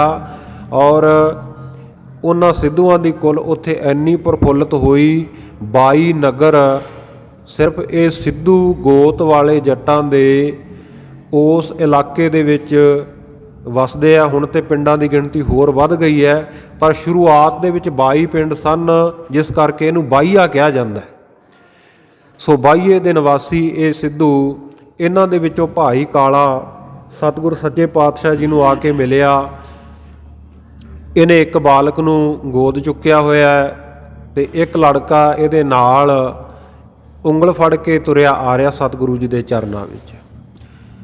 ਸਤਿਗੁਰੂ ਸੱਚੇ ਪਾਤਸ਼ਾਹ ਦੇ ਚਰਨਾਂ ਵਿੱਚ ਜਦੋਂ ਪਹੁੰਚ ਕੇ ਮੱਥਾ ਟੇਕਿਆ, ਇਹ ਤੋਂ ਉਂਗਲੀ ਛੁਡਾ ਕੇ ਜਿਹੜਾ ਬਾਲਕ ਉਂਗਲੀ ਫੜ ਕੇ ਤੁਰਿਆ ਆ ਰਿਹਾ ਸੀ, ਉਹਨੇ ਆਪਣਾ ਢਿੱਡ ਵਜਾਉਣਾ ਸ਼ੁਰੂ ਕਰ ਦਿੱਤਾ। ਸਤਿਗੁਰੂ ਪੁੱਛਦੇ ਨੇ, ਭਾਈ ਕਾਲੇ ਇਹ ਬਾਲਕ ਢਿੱਡ ਕਿਉਂ ਵਜਾਉਂਦਾ ਹੈ? ਕਹਿੰਦਾ, ਮਹਾਰਾਜ ਇਹ ਮੇਰੇ ਭਰਾ ਕਰਮਚੰਦ ਦਾ ਲੜਕਾ, ਇਹਦਾ ਪਿਤਾ ਚੜ੍ਹਾਈ ਕਰ ਗਿਆ, ਮਾਂ ਪਿਓ ਸਿਰ ਦੇ ਉੱਤੇ ਨਹੀਂ ਹਨ, ਤੇ ਇਹਨਾਂ ਨੂੰ ਮੈਂ ਹੀ ਆਪਣੀ ਸੰਤਾਨ ਦੇ ਨਾਲ ਨਾਲ ਪਾਲਦਾ ਹਾਂ, ਛਾਤੀ ਨਾਲ ਲਾ ਕੇ ਰੱਖਿਆ ਹੋਇਆ। ਪਰ ਮਹਾਰਾਜ ਗਰੀਬੀ ਬਹੁਤ ਹੈ, ਤਨ ਦੇ ਉੱਤੇ ਪਹਿਨਣ ਨੂੰ ਕੱਪੜਾ ਕੋਈ ਨਹੀਂ, ਖਾਣ ਪੀਣ ਨੂੰ, ਪੇਟ ਵਿੱਚ ਪੈਣ ਨੂੰ ਭੋਜਨ ਕੋਈ ਨਹੀਂ ਹੈ। ਇਸ ਕਰਕੇ ਢਿੱਡ ਵਜਾ ਕੇ ਆਪ ਜੀ ਨੂੰ ਇਸ਼ਾਰਾ ਕਰਕੇ ਦੱਸ ਰਿਹਾ ਕਿ ਢਿੱਡੋਂ ਭੁੱਖੇ ਹਾਂ ਤੇ ਤਨ ਤੋਂ ਨੰਗੇ ਹਾਂ। ਉਸ ਵੇਲੇ ਸਤਿਗੁਰੂ ਜੀ ਕਹਿੰਦੇ, ਭਾਈ ਕਾਲੇ ਇਉਂ ਨਾ ਕਹਿ, ਇਹ ਤਾਂ ਰਿਆਸਤਾਂ ਦੇ ਰਾਜੇ ਹੋਣਗੇ। ਸੋ ਉਹ ਲੋਹੀਆ ਤੇ ਸੰਦਲੀ ਜਾਂ ਫੂਲ ਤੇ ਸੰਦਲੀ ਜੋ ਇਤਿਹਾਸ ਵਿੱਚ ਨਾਮ ਆਉਂਦੇ ਹੈ, ਸੋ ਬਾਅਦ ਵਿੱਚ ਸਤਿਗੁਰ ਸੱਚੇ ਪਾਤਸ਼ਾਹ ਜੀ ਦੇ ਇਹਨਾਂ ਬਚਨਾਂ ਦੇ ਨਾਲ ਰਿਆਸਤਾਂ ਦੇ ਰਾਜੇ ਬਣੇ, ਜਿਨ੍ਹਾਂ ਤੋਂ ਪਟਿਆਲਾ, ਜੀਂਦ, ਸੰਗਰੂਰ ਅਤੇ ਨਾਭਾ ਵਾਲੀਆਂ ਰਿਆਸਤਾਂ ਚੱਲੀਆਂ। ਸੋ ਇਹ ਭਾਈ ਰਾਮਾ ਉਸ ਭਾਈ ਰਾਮਾ ਤੇ ਭਾਈ ਤਲੋਕਾ ਭਾਈ ਫੂਲ ਦੀ ਔਲਾਦ ਸਨ। ਔਰ ਜਿਸ ਵੇਲੇ ਸਤਿਗੁਰ ਸੱਚੇ ਪਾਤਸ਼ਾਹ ਜੀ ਦੇ ਇਹ ਬਚਨ ਹੋਏ, ਭਾਈ ਕਾਲਾ ਆਪਣੇ ਘਰ ਗਿਆ, ਘਰ ਵਾਲੀ ਨੂੰ ਜਾ ਕੇ ਦੱਸਿਆ ਖੁਸ਼ੀ ਨਾਲ ਕਿ ਸਤਿਗੁਰੂ ਜੀ ਨੇ ਆ ਬਾਲਕਾਂ ਦੇ ਉੱਤੇ ਇੰਨੀਆਂ ਬਖਸ਼ਿਸ਼ਾਂ ਕਰ ਦਿੱਤੀਆਂ ਮੇਰੇ ਭਤੀਜਿਆਂ ਉੱਤੇ। ਘਰ ਵਾਲੀ ਇੱਕਦਮ ਗੁੱਸੇ ਵਿੱਚ ਸੜ ਭੁੱਜ ਗਈ, ਕਹਿਣ ਲੱਗੀ ਇਹਨਾਂ ਨੂੰ ਤਾਂ ਗੁਰੂ ਤੋਂ ਅਸ਼ੀਰਵਾਦ ਲੈ ਕੇ ਰਾਜੇ ਬਣਾ ਲਿਆਇਆ ਤੇ ਆਪਣੇ ਬੱਚਿਆਂ ਬਾਰੇ ਵੀ ਕੁਝ ਮੰਗ ਲੈਂਦਾ, ਜਾਂ ਉਹ ਇਹਨਾਂ ਦੀ ਨੌਕਰੀ ਚਾਕਰੀ ਕਰਦੇ ਰਹਿਣਗੇ।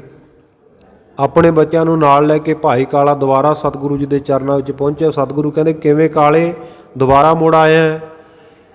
ਸਾਰੀ ਗੱਲ ਦੱਸੀ। ਮਹਾਰਾਜ ਘਰ ਵਾਲੀ ਨੇ ਆ ਤਰਕ ਮਾਰੀ ਹੈ ਤੇ ਗੁਰੂ ਦਾ ਖਜ਼ਾਨਾ ਕਿਹੜਾ ਕਿਤੇ ਮੁੱਕਣ ਲੱਗਾ, ਸਤਿਗੁਰੂ ਨੇ ਹੋਰ ਬਖਸ਼ਿਸ਼ਾਂ ਕਰ ਦਿੱਤੀਆਂ। ਕਹਿੰਦੇ ਲੈ ਭਾਈ, ਤੇਰੇ ਬਾਲਕਾਂ ਦੇ ਉੱਤੇ ਵੀ ਬਖਸ਼ਿਸ਼ ਗੁਰੂ ਨਾਨਕ ਦੇ ਘਰ ਦੀ ਹੈ, ਇਹ ਆਪਣੀ ਮਾਰ ਕੇ ਆਪ ਖਾਣਗੇ, ਕਿਸੇ ਦੀ ਕਾਣ ਕਨੌੜ ਨਹੀਂ ਝੱਲਣਗੇ, ਬੜੇ ਅਣਖੀ ਯੋਧੇ ਹੋਣਗੇ। ਇਉਂ ਸਤਿਗੁਰੂ ਸੱਚੇ ਪਾਤਸ਼ਾਹ ਜੀ ਤੋਂ ਇਹਨਾਂ ਨੇ ਬਖਸ਼ਿਸ਼ਾਂ ਲਈਆਂ। ਭਾਈ ਫੂਲ ਦੇ ਘਰ ਦੇ ਵਿੱਚ ਇਹ ਭਾਈ ਰਾਮਾ ਤੇ ਭਾਈ ਤਲੋਕਾ ਇਹ ਪੈਦਾ ਹੋਏ।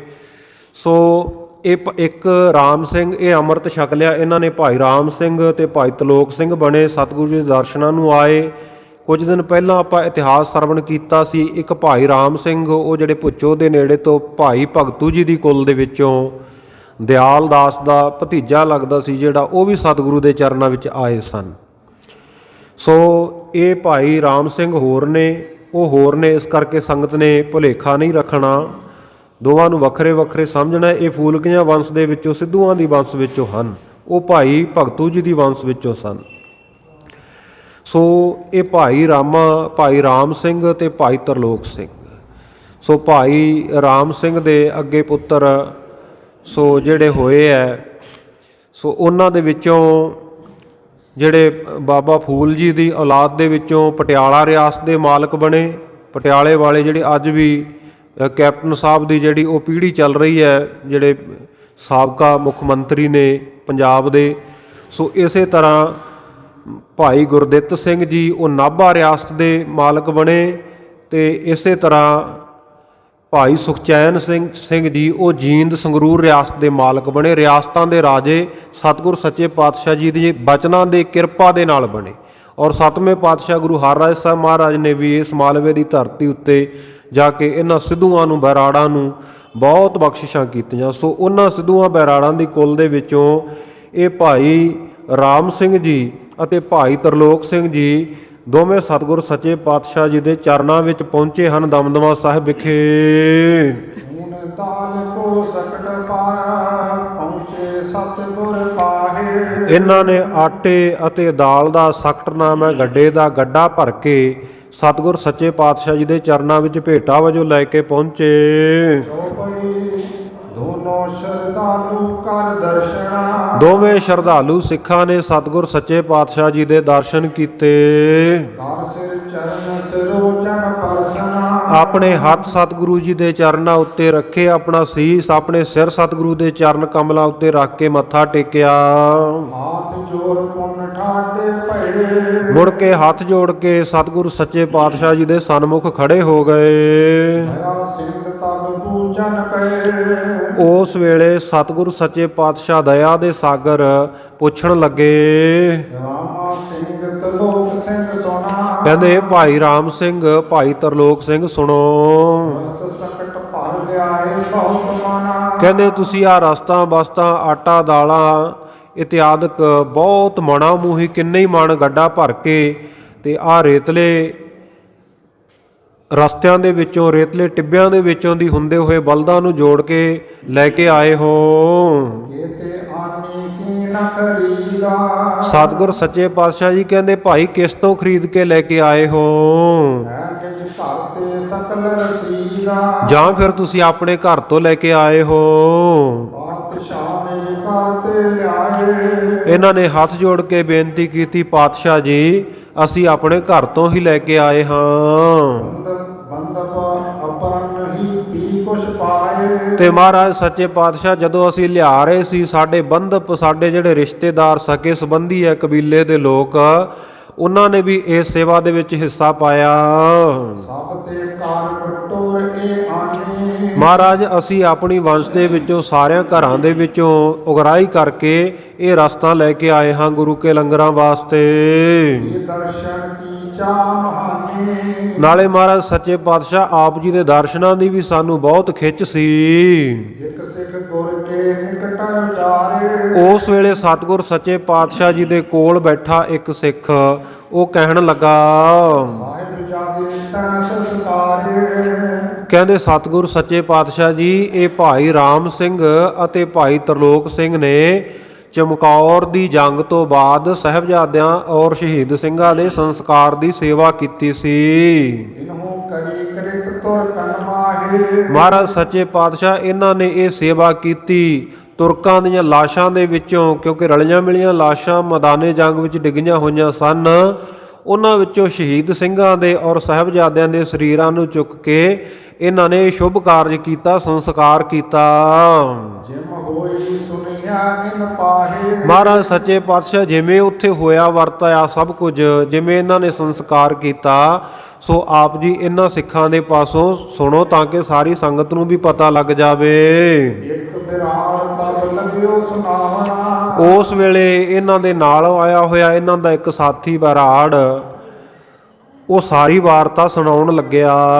ਰਣ ਕੇ ਅੰਤ ਭਇਓ ਪਟ ਤਾਵਨਾ। ਮਹਾਰਾਜ ਸੱਚੇ ਪਾਤਸ਼ਾਹ ਜਦੋਂ ਚਮਕੌਰ ਦੀ ਜੰਗ ਖਤਮ ਹੋਈ, ਰਣ ਦਾ ਅੰਤ ਹੋਇਆ, ਉਸ ਵੇਲੇ ਮੈਦਾਨੇ ਜੰਗ ਵਿੱਚ ਬਹੁਤ ਸਾਰੇ ਸੂਰਮੇ ਸ਼ਹੀਦ ਹੋਏ ਔਰ ਬਹੁਤ ਸਾਰੇ ਸੂਰਮੇ ਫੱਟ ਖਾ ਕੇ ਜ਼ਖਮੀ ਹੋ ਕੇ ਡਿੱਗੇ ਹੋਏ ਸਨ। ਰੱਬ ਜੀ ਤੁਰਕਨ ਤੇ ਡਰ ਧਰ ਕੇ। ਤੇ ਮਹਾਰਾਜ ਸੱਚੇ ਪਾਤਸ਼ਾਹ ਉੱਥੇ ਤੁਰਕਾਂ ਦੀਆਂ ਵੀ ਲਾਸ਼ਾਂ ਸਨ ਤੇ ਤੁਰਕ ਆਲੇ ਦੁਆਲੇ ਫਿਰਦੇ ਵੀ ਸਨ।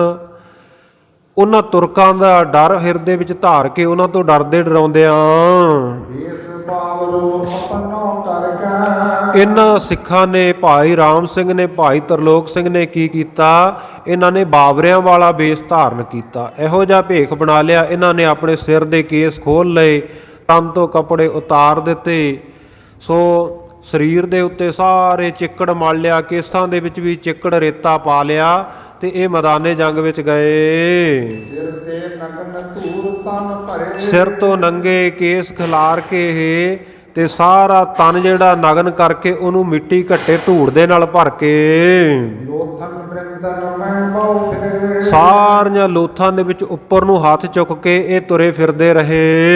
ਗਨ ਤੁਰਕਨ ਕੋ ਗੁਰ ਸੁਤ ਦਿਓ। ਤੇ ਉਸ ਮੈਦਾਨੇ ਜੰਗ ਵਿੱਚ ਚਮਕੌਰ ਦੀ ਗੜੀ ਦੇ ਮੈਦਾਨ ਦੇ ਵਿੱਚ ਇਹ ਦੋਵੇਂ ਸੂਰਮੇ ਲੱਭਦੇ ਰਹੇ ਕਿ ਸਿੰਘਾਂ ਦੀਆਂ ਲਾਸ਼ਾਂ ਕਿੱਥੇ ਕਿੱਥੇ ਪਈਆਂ ਹਨ।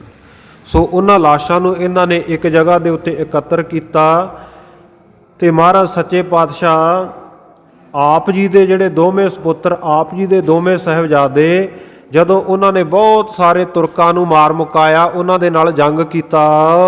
ਰਣ ਠਾਨਤ ਰੂਪ ਤੇ ਥਲ ਸੋ। ਜਦੋਂ ਸਾਹਿਬਜ਼ਾਦਿਆਂ ਦਾ, ਵੱਡੇ ਸਾਹਿਬਜ਼ਾਦਿਆਂ ਦਾ, ਬਾਬਾ ਅਜੀਤ ਸਿੰਘ ਜੀ, ਬਾਬਾ ਜੁਝਾਰ ਸਿੰਘ ਜੀ, ਦੋਵੇਂ ਸਾਹਿਬਜ਼ਾਦਿਆਂ ਦਾ ਸਰੀਰ ਛਾਨਣੀ ਹੋ ਗਿਆ ਫੱਟ ਵੱਜ ਕੇ, ਤਾਂ ਉਸ ਵੇਲੇ ਮਹਾਰਾਜ ਸੱਚੇ ਪਾਤਸ਼ਾਹ ਜੀ ਆਪ ਜੀ ਦੇ ਦੋਵੇਂ ਲਾਇਕ ਸਪੁੱਤਰਾਂ ਨੇ, ਦੋਵੇਂ ਸਾਹਿਬਜ਼ਾਦਿਆਂ ਨੇ ਜਿਸ ਵੇਲੇ ਸਰੀਰ ਛੱਡਿਆ, ਪ੍ਰਾਣ ਪੰਖੇਰੂ ਉਹਨਾਂ ਦੇ ਉੱਡੇ ਸ਼ਹਾਦਤ ਨੂੰ ਪ੍ਰਾਪਤ ਕੀਤਾ, ਧਰਤੀ ਉੱਤੇ ਡਿੱਗੇ ਐ, ਉਸ ਵੇਲੇ ਸਾਹਿਬਜ਼ਾਦਿਆਂ ਨੇ ਆਪਣਾ ਸਰੀਰ ਤੁਰਕਾਂ ਤੋਂ ਅਲੋਪ ਕਰ ਲਿਆ।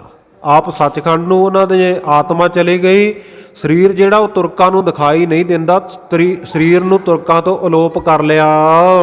ਦ੍ਰਿਸ਼ਟ ਪਰੇ ਨਹਿ ਦੋਨੋਂ ਭਾਈ। ਹਾਂ, ਤੁਰਕ ਅੰਨੇ ਹੋਏ ਫਿਰਦੇ ਆ, ਉਹਨਾਂ ਨੂੰ ਦਿਖਾਈ ਨਹੀਂ ਦਿੰਦਾ ਕਿ ਸਾਹਿਬਜ਼ਾਦਿਆਂ ਦੇ ਸਰੀਰ ਮੈਦਾਨੇ ਜੰਗ ਵਿੱਚ ਕਿੱਥੇ ਪਏ ਹਨ।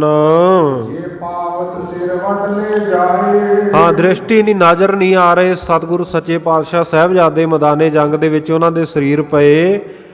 ਜੇਕਰ ਤੁਰਕਾਂ ਨੂੰ ਦਿਖਾਈ ਦਿੰਦੇ ਹੁੰਦੇ ਤਾਂ ਉਹਨਾਂ ਦੁਸ਼ਟਾਂ ਨੇ, ਉਹਨਾਂ ਤੁਰਕਾਂ ਨੇ ਸਾਹਿਬਜ਼ਾਦਿਆਂ ਦੇ ਸਿਰ ਵੱਢ ਕੇ ਲੈ ਜਾਣੇ ਸਨ। ਆਪਣੇ ਜਾਨ ਦਾਸ ਇਨ ਤਾਏ। ਤੇ ਮਹਾਰਾਜ ਸੱਚੇ ਪਾਤਸ਼ਾਹ ਆਪਣੇ ਸੇਵਕ ਜਾਣ ਕੇ, ਆਪਣੇ ਸਿੱਖ ਜਾਣ ਕੇ, ਗੁਰੂ ਘਰ ਦੇ ਸ਼ਰਧਾਲੂ ਜਾਣ ਕੇ ਦੋਵਾਂ ਸਾਹਿਬਜ਼ਾਦਿਆਂ ਨੇ ਇਹਨਾਂ ਨੂੰ ਦਿਖਾਈ ਦਿੱਤੀ ਮੈਦਾਨੇ ਜੰਗ ਵਿੱਚ। ਦੋਨੋਂ ਲੋਥਾਂ ਨਹੀਂ ਦਿਖਾਏ। ਮਹਾਰਾਜ ਸੱਚੇ ਪਾਤਸ਼ਾਹ ਦੋਵਾਂ ਦੀਆਂ ਲੋਥਾਂ, ਦੋਵਾਂ ਦੀਆਂ ਲਾਸ਼ਾਂ ਮੈਦਾਨੇ ਜੰਗ ਵਿੱਚ ਇਹਨਾਂ ਨੂੰ ਨਜ਼ਰ ਆਈਆਂ।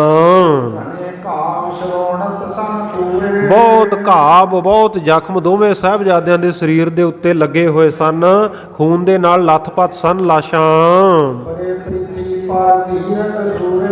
ਪਿਰਥਵੀ ਦੇ ਉੱਤੇ, ਧਰਤੀ ਦੇ ਉੱਤੇ ਇਹ ਅਤਰਥੀ ਸੂਰਮੇ ਬਾਬਾ ਅਜੀਤ ਸਿੰਘ ਜੀ, ਬਾਬਾ ਜੁਝਾਰ ਸਿੰਘ ਜੀ, ਧਰਤੀ ਉੱਤੇ ਇਹਨਾਂ ਦੀਆਂ ਮ੍ਰਿਤਕ ਦੇਹਾਂ ਪਈਆਂ ਸਨ। ਜਿਸ ਤੇ ਭਉ ਹੈ ਚੜੀ ਵਿਸਾਲਾ, ਸਾਹਿਬਜ਼ਾਦਿਆਂ ਦੀਆਂ ਭੌਹਾਂ ਰਿਸ ਕਰਕੇ, ਵੀਰ ਰਸ ਕਰਕੇ, ਜਿਵੇਂ ਮੈਦਾਨੇ ਜੰਗ ਵਿੱਚ ਲੜਨ ਵੇਲੇ ਐ ਅੱਖਾਂ ਉੱਪਰ ਨੂੰ ਚੜ੍ਹੀਆਂ ਗੁੱਸੇ ਦੇ ਨਾਲ, ਵੀਰ ਰਸ ਦੇ ਨਾਲ, ਸ਼ਹੀਦ ਹੋਏ ਤਨਾਂ ਦੇ ਉੱਤੇ ਵੀ ਦੇਖਿਆ ਕਿ ਉਹਨਾਂ ਦੀਆਂ ਭੌਹਾਂ ਉੱਪਰ ਵੱਲ ਨੂੰ ਚੜ੍ਹੀਆਂ ਹੋਈਆਂ ਸਨ।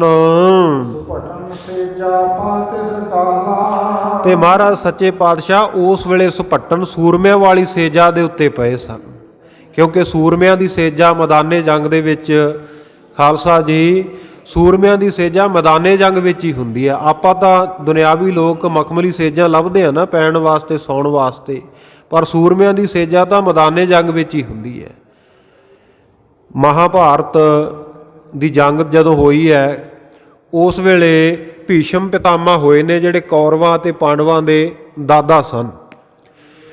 ਜਦੋਂ ਉਹਨਾਂ ਦੇ ਸਰੀਰ ਦੇ ਉੱਤੇ ਅਰਜੁਨ ਦੇ ਬਹੁਤ ਤੀਰਾਂ ਦੀ ਵਰਖਾ ਹੋਈ, ਤੀਰਾਂ ਦੇ ਨਾਲ ਸਰੀਰ ਵਿੰਨ੍ਹਿਆ ਗਿਆ ਮੈਦਾਨੇ ਜੰਗ ਵਿੱਚ, ਇਹ ਯੋਧਾ, ਇਹ ਸੂਰਮਾ ਡਿੱਗ ਪਿਆ, ਤੀਰਾਂ ਦੇ ਉੱਤੇ ਸਰੀਰ ਟੰਗਿਆ ਪਿਆ। ਤੇ ਉਸ ਵੇਲੇ, ਜਿਸ ਵੇਲੇ ਸਵਰਗ ਲੋਕ ਦੇ ਵਿੱਚ ਲੈਣ ਦੇ ਲਈ ਇਹਨਾਂ ਨੂੰ ਆਏ, ਤਾਂ ਇਹਨੇ ਆਪਣਾ ਸਰੀਰ ਛੱਡਣ ਤੋਂ ਇਨਕਾਰ ਕਰ ਦਿੱਤਾ। ਸਾਲ ਦੇ ਵਿੱਚ ਖਾਲਸਾ ਜੀ ਦੋ ਪੱਖ ਹੁੰਦੇ ਆ, ਇੱਕ ਉਤਰਾਇਣ, ਇੱਕ ਦਖਨਾਇਣ। ਉਤਰਾਇਣ ਹੁੰਦਾ ਜਦੋਂ ਉਸ ਵੇਲੇ ਧਾਰਮਿਕ ਗ੍ਰੰਥਾਂ ਦੇ ਵਿੱਚ ਜ਼ਿਕਰ ਹੈ ਵੀ ਜਿਹੜੇ ਜੀਵ ਸਰੀਰ ਛੱਡ ਕੇ ਪਰਲੋਕ ਦੇ ਵਿੱਚ ਜਾਂਦੇ ਆ, ਉਹ ਚਾਨਣੇ ਦੇ ਵਿੱਚ ਜਾਂਦੇ ਆ, ਉਹ ਚਾਨਣਾ ਪੱਖ ਹੁੰਦਾ, ਉਤਰਾਇਣ ਪੱਖ। ਤੇ ਜਿਹੜਾ ਦਖਨਾਇਣ ਪੱਖ ਹੁੰਦਾ, ਇਹ ਹੁੰਦਾ ਹਨੇਰਾ ਪੱਖ।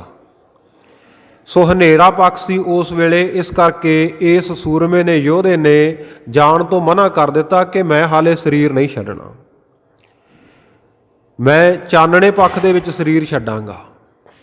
ਸੋ ਇਸ ਪ੍ਰਕਾਰ ਜਿਸ ਵੇਲੇ ਇਹ ਅਰਜੁਨ ਵਰਗੇ ਯੋਧੇ ਨੇੜੇ ਪਹੁੰਚੇ ਤੇ ਆਖਿਆ, ਦਾਦਾ ਜੀ ਤੁਸੀਂ ਸਰੀਰ ਨਹੀਂ ਛੱਡ ਰਹੇ, ਇੰਨਾ ਸਰੀਰ ਤੁਹਾਡਾ ਜ਼ਖਮੀ ਹੋਇਆ, ਤੇ ਦੱਸੋ ਅੰਤਮ ਸਮੇਂ, ਭਾਵੇਂ ਕਿ ਉਹ ਕੌਰਵਾਂ ਵਾਲੇ ਪਾਸੋਂ ਲੜ ਰਹੇ ਸਨ, ਪਰ ਦੋਵਾਂ ਦੇ, ਕੌਰਵ ਪਾਂਡਵਾਂ ਦੇ ਸਾਂਝੇ ਦਾਦਾ ਸਨ ਭੀਸ਼ਮ ਪਿਤਾਮਾ, ਔਰ ਇਹ ਗੰਗਾ ਦਾ ਪੁੱਤਰ ਮੰਨਿਆ ਗਿਆ ਹੈ। ਗੁਰਬਾਣੀ ਦੇ ਵਿੱਚ ਵੀ ਗੰਗੇਵ ਕਰਕੇ ਇਹ ਭੀਸ਼ਮ ਪਿਤਾਮਾ ਦਾ ਨਾਂ ਆਉਂਦਾ ਹੈ।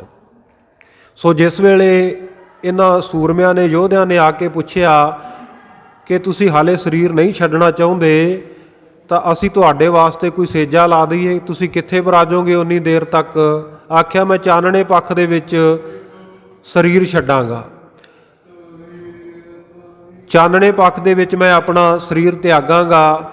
ਤਾਂ ਬੇਨਤੀ ਕੀਤੀ ਕਿ ਤੁਹਾਡੇ ਵਾਸਤੇ ਅਸੀਂ ਸੇਜਾ ਲਾ ਦਈਏ। ਤਾਂ ਉਸ ਵੇਲੇ ਆਖਿਆ, ਮੇਰੀ ਗਰਦਨ ਦੇ ਵਿੱਚ, ਮੇਰੀ ਧੌਣ ਦੇ ਵਿੱਚ ਕੁਝ ਤੀਰ ਹੋਰ ਮਾਰ ਦਿਓ ਤਾਂ ਕਿ ਉਹਨਾਂ ਦਾ ਸਰਾਣਾ ਲੱਗ ਜਾਏ, ਮੈਂ ਬਸ ਮੈਦਾਨੇ ਜੰਗ ਦੇ ਵਿੱਚ ਇਹੋ ਹੀ ਮੇਰੇ ਵਾਸਤੇ ਸੇਜਾ ਹੈ।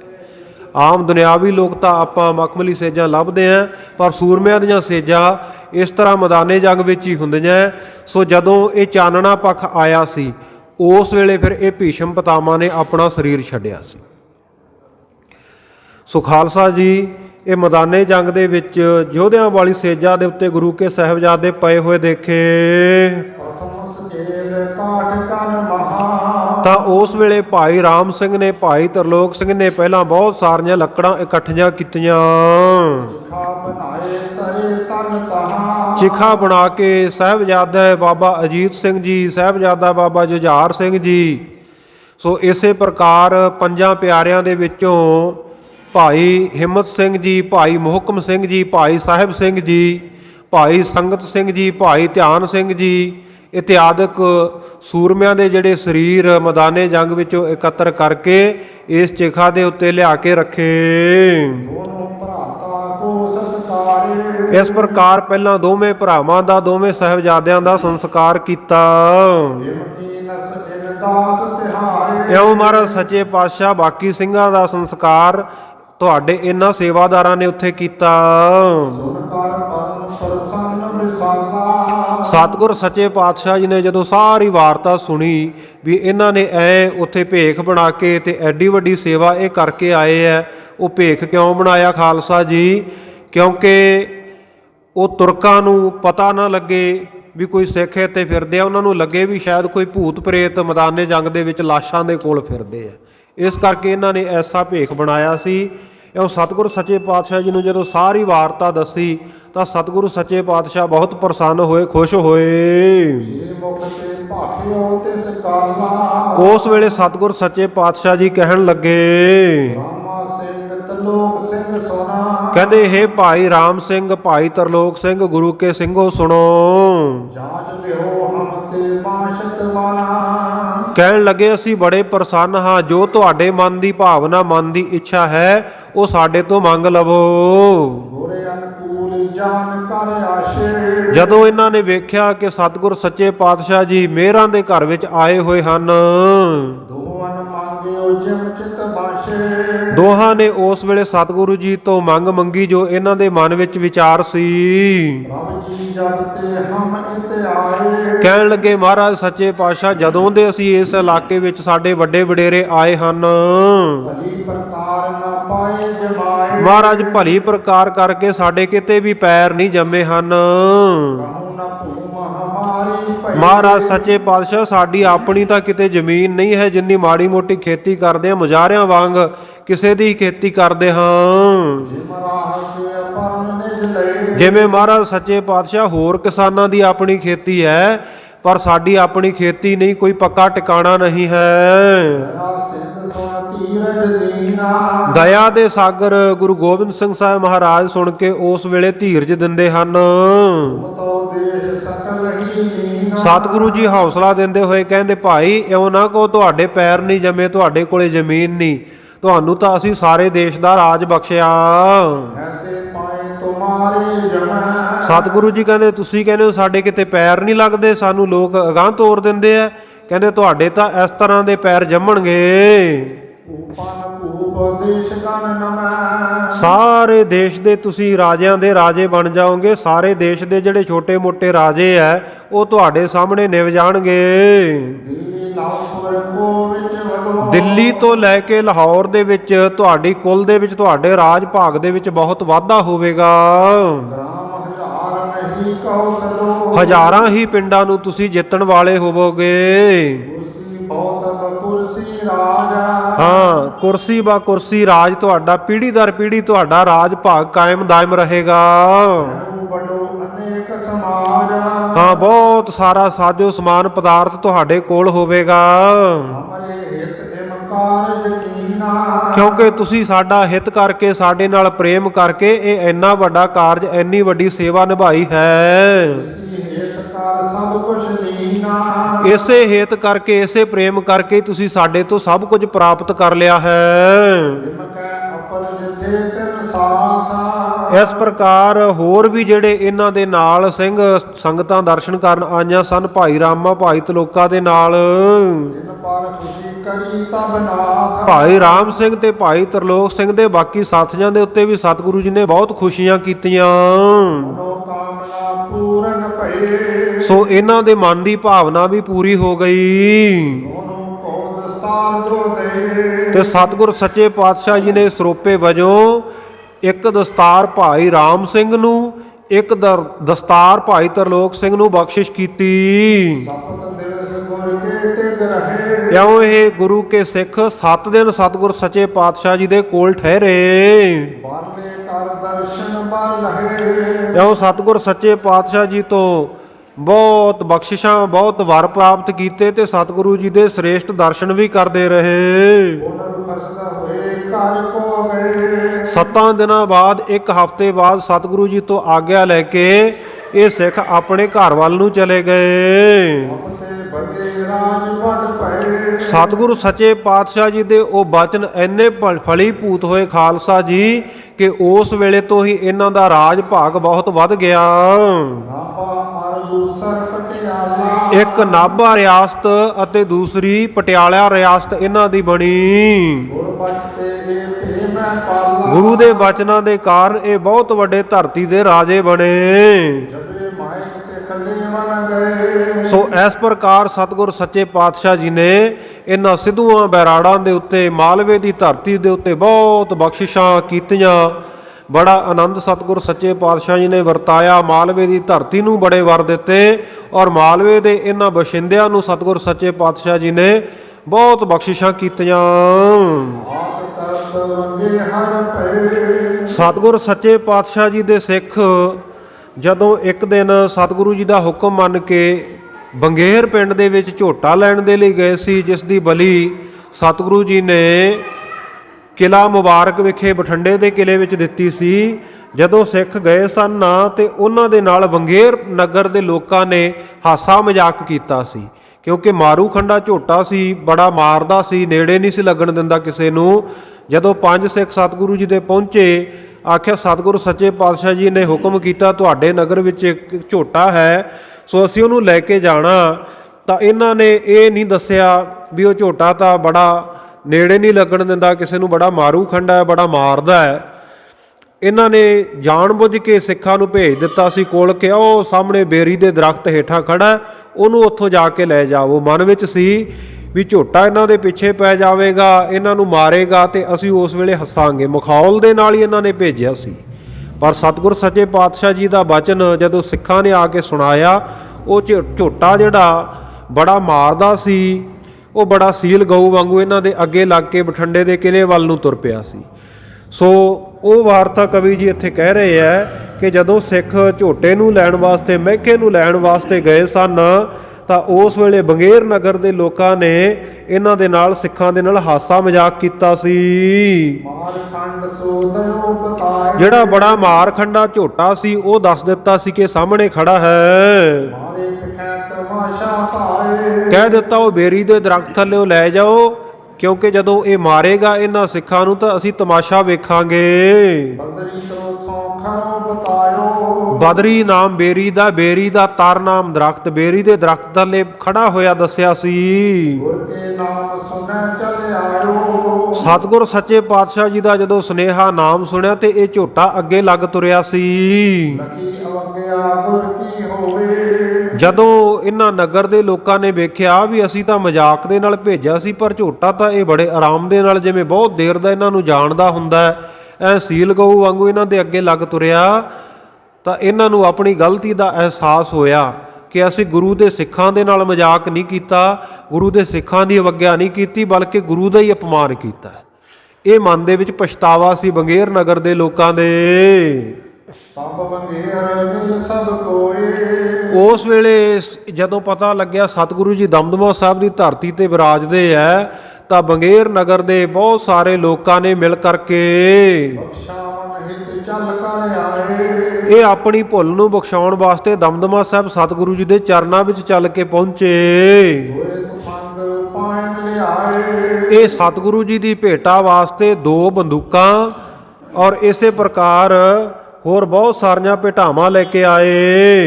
ਨਾਦ ਰਸਦ ਕੇਤਕ ਸੰਗ ਲੀਨਾ। ਤੇ ਹੋਰ ਬਹੁਤ ਸਾਰੀਆਂ ਰਸਤਾਂ ਗੁਰੂ ਕੇ ਲੰਗਰਾਂ ਵਾਸਤੇ ਨਾਲ ਲੱਦ ਕੇ ਲਿਆਂਦੀਆਂ।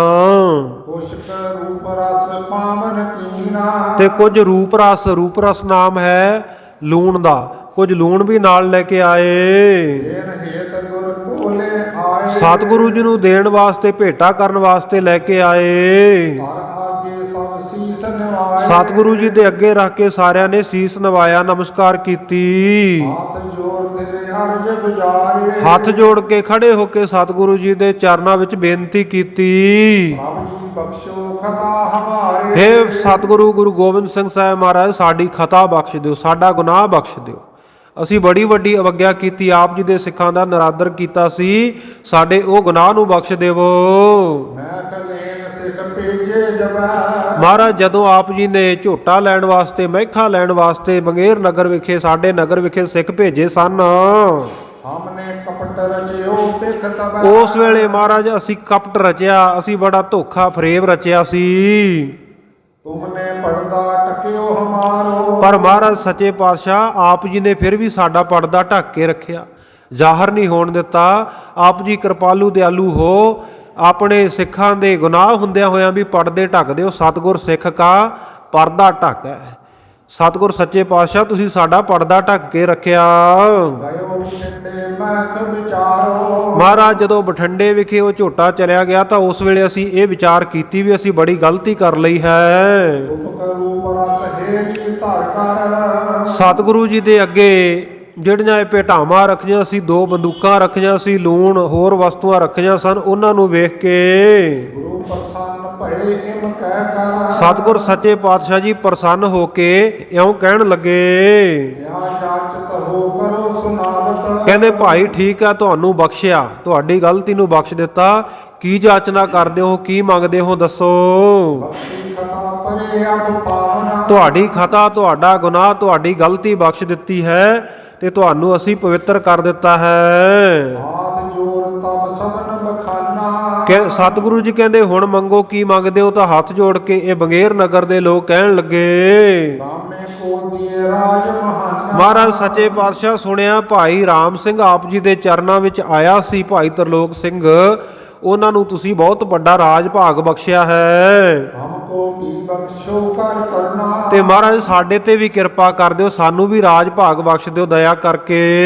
ਆਏ ਪਰੇ ਰਾਵਰ ਕੀ ਸਰਨਾ। ਮਹਾਰਾਜ ਸੱਚੇ ਪਾਤਸ਼ਾਹ ਅਸੀਂ ਰਾਵਰ ਨਾਮ ਹੈ ਆਪ ਜੀ ਦਾ, ਅਸੀਂ ਆਪ ਜੀ ਦੀ ਸ਼ਰਨ ਵਿੱਚ ਆ ਪਏ ਹਾਂ। ਸ੍ਰੀ ਗੁਰ ਕਹਿਓ ਮਿਲੇ ਤੁਮ ਆਏ। ਸਤਿਗੁਰ ਸੱਚੇ ਪਾਤਸ਼ਾਹ ਕਹਿੰਦੇ ਭਾਈ ਬਹੁਤ ਚੰਗਾ ਕੀਤਾ ਤੁਸੀਂ ਆ ਕੇ ਸਾਨੂੰ ਇੱਥੇ ਮਿਲ ਲਏ, ਗੁਰੂ ਕੀ ਸੰਗਤ ਵਿੱਚ ਮਿਲ ਗਏ, ਆਪਣੇ ਗੁਨਾਹ ਨੂੰ ਬਖਸ਼ਾ ਲਿਆ। ਜਾਨ ਅਵਗਿਆ ਲੀਏ ਬਖਸ਼ਾਏ। ਆਪਣੀ ਅਵਗਿਆ ਨੂੰ ਜਾਣ ਕੇ, ਆਪਣੀ ਗਲਤੀ ਨੂੰ ਮੰਨ ਕੇ ਤੁਸੀਂ ਬਖਸ਼ਾ ਲਿਆ ਹੈ। ਜਾਂ ਤੇ ਪ੍ਰਥਮ ਰਾਜ ਹੈ ਵੇਦ ਕਾ। ਸਤਿਗੁਰ ਸੱਚੇ ਪਾਤਸ਼ਾਹ ਕਹਿੰਦੇ ਭਾਈ ਤੁਹਾਡਾ ਜਿੰਨਾ ਰਾਜ ਭਾਗ ਤੁਹਾਡੇ ਕੋਲ ਪਹਿਲਾਂ ਹੈ ਇਸ ਵੇਲੇ, ਇਹ ਤੱਕ ਸਮੈ ਤ੍ਰੈਗੋ ਤੇਲ ਕਾ। ਕਹਿੰਦੇ ਭਾਈ ਇਹ ਤੁਹਾਡਾ ਸਦਾ ਹੀ ਕਾਇਮ ਦਾਇਮ ਰਹੇਗਾ। ਅਸੀਂ ਹੋਰ ਬਹੁਤਾ ਰਾਜ ਭਾਗ ਦੇ ਬਚਨ ਨਹੀਂ ਕਰਦੇ, ਉਹ ਤਾਂ ਭਾਈ ਰਾਮ ਸਿੰਘ ਭਾਈ ਤਰਲੋਕ ਸਿੰਘ ਹੋਰਾਂ ਨੂੰ ਕੀਤੇ ਐ, ਪਰ ਜੋ ਰਾਜ ਭਾਗ ਜਿੰਨੀਆਂ ਜ਼ਮੀਨਾਂ ਜਾਇਦਾਦਾਂ ਦੇ ਤੁਸੀਂ ਇਸ ਵੇਲੇ ਮਾਲਕ ਹੋ, ਇਹ ਤੁਹਾਡੇ ਤੋਂ ਕੋਈ ਖੋਵੇਗਾ ਨਹੀਂ, ਤੁਹਾਡਾ ਸਦਾ ਸਥਿਰ ਰਹੇਗਾ।